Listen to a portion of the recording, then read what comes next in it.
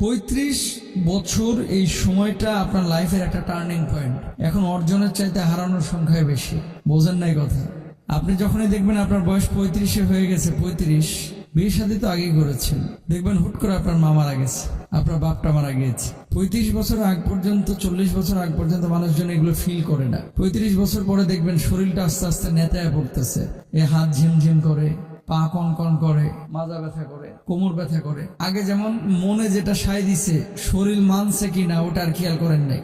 এখান থেকে হুন্ডা নিয়ে কক্সবাজার চলে যায় অনেক পোলাপান, হুন্ডা নিয়ে পঞ্চগড় চলে যায়, হুন্ডা নিয়ে বগুড়া চলে যায়। দেখেন যারা এই কাজগুলো করেছে আপনার মতো অতীতেও, এরা এখন ভাবে আমি নিজে বনানী থেকে মালিবাগ রেলগেট পর্যন্ত মনে হয় কয়েক হাজার বার আমি হেঁটে গেছি, কয়েক হাজার বার, শতবার না। মানে এই যে বনানী যে বাস স্ট্যান্ড, বনানী থেকে মালিবাগ রেলগেট পর্যন্ত কয়েকশো বার না কয়েক হাজার বার হবে আমি 12-14 বছরে হেঁটে গেছি ছাত্র জামানায়। তখন যখন স্টুডেন্ট পড়াইতাম আর কি, বনানীতে আমি নিজেও টিউশনি করেছি। ভাই এমনি এমনি হয়নি তো, অনেক কিছু, অনেক পরিশ্রম হয়েছে ভাই। মানুষ এমনি এমনি বড় হয় না। আবারও বলি, যাদেরকে আপনারা বড় দেখতেছেন, এই যে মিজানুর রহমান আজহারি বলেন, শাইখ আহমদুল্লাহ বলেন, যাদেরকে আপনারা বড় দেখতেছেন, এদের ছাত্র জামানার পরিশ্রমটা আপনি দেখেন নাই, এদের সুদিনটা আপনারা দেখছেন।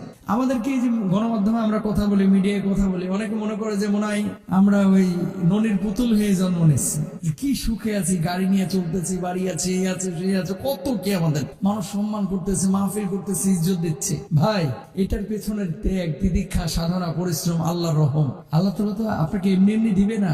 আত্তাকদীরু ইয়াদহাকু ইলা সাই, মনে রাখবেন আপনার চেষ্টার সাথে তাকদীরের কিন্তু একটা সম্পর্ক আছে। আপনি চেষ্টা করেন, আল্লাহ তাআলা আপনাকে পরিবর্তন। মনে চেয়েছে যে আজকে রাস্তায় জ্যাম, বাসে বাড়ি যাবো না, বগুড়া চলে গেছেন ঢাকা থেকে হুন্ডা নিয়ে। বয়স কত আপনার?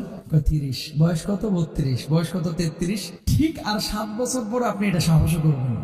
আপনার বয়স যখন 42-43 হয়ে যাবে, আপনি ভয় পাবেন যে যদি স্টপ করে ফেলি, যদি মাঝ রাস্তায় আটকায় যায়, আর যদি কুলাইতে না পারি, তাহলে হুন্ডাটা কে নিয়ে আসবে। কথা বুঝতে পেরেছে তো? আপনার লাইফের একটা টার্নিং পয়েন্ট হচ্ছে 35 নম্বর বছরটা। এই বছরটা থেকে শুরু হয়ে যায় বাপ হারানো। দেখবেন হঠাৎ দাদি মারা গেছে, দাদা মারা গেছে। এই বছরটা থেকে আপনার শখ আহ্লাদ গুলো বিসর্জন দেওয়া শুরু হয়ে যায়।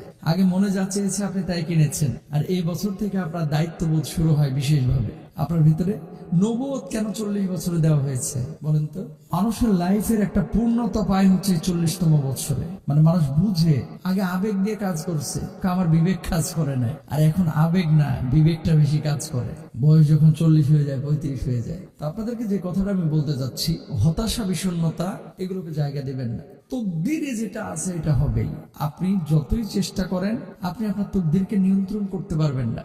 তকদিরে যেটা আছে সেটা হবেই। তাহলে আপনাকে কি করতে হবে? ওমাইয়াতাওয়াক্কাল আলাল্লাহি ফাহুয়া হাসবুহ। আমি আল্লাহর উপরে তাওয়াক্কুল করব, আমি চেষ্টা চালাবো।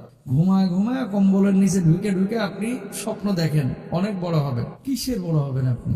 স্বপ্ন তো সেটাই যেটা মানুষ ঘুমিয়ে দেখে না, যেটা মানুষ জাগ্রত অবস্থায় ফিল করে, অনুভব করে, সেই স্বপ্ন বাস্তবায়নের জন্য চেষ্টা চালায়। আপনাকে সেভাবেই প্রস্তুত হতে হবে। বয়স যখন আপনার 35, বয়স যখন আপনার 40, লাইফটাকে নতুন করে সাজান। টার্গেট, আগে স্বপ্ন ছিল একরকম, এখন আপনার স্বপ্নটা হবে আরেক রকম। অধিকাংশ মানুষ, উম্মত, রাসূল সাল্লাল্লাহু আলাইহি ওয়াসাল্লাম বলেছেন, আমার উম্মত 60 বছরের বেশি হায়াত পাবে খুব কমই। দেখেন আজকে কিন্তু 60 বছর হায়াত এভারেজে খুব কম মানুষই পাচ্ছে। ও 50 বছর পরে ম্যাক্সিমাম স্ট্রোক করে ফেলে এবং মারা যাচ্ছে। আক্কার দাদারা দেখেছি অনেক বেশি বেঁচেছেন, কিন্তু এখন তো মানুষ খুব বেশি বাঁচতেছে না। কিয়ামত কাছে আসতেছে, মানুষের হায়াত কমতেছে। তাহলে আপনি কি করবেন? এতদিন স্বপ্ন দেখেছেন একরকম, এখন আপনার স্বপ্নটা এবং লাইফের টার্গেটটা হবে আরেক রকম।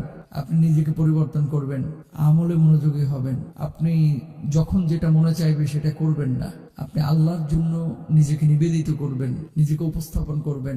এবং জীবনের 30টা বছর, 35টা বছর, 40টা বছর চলে গেছে, আর মাত্র 20 বছর তার মানে বাঁচবেন এভারেজে। তো এই 20টা বছরের জন্য আমার প্রিপারেশন কি হবে? শুধুই কি দুনিয়া নাকি আখেরাত?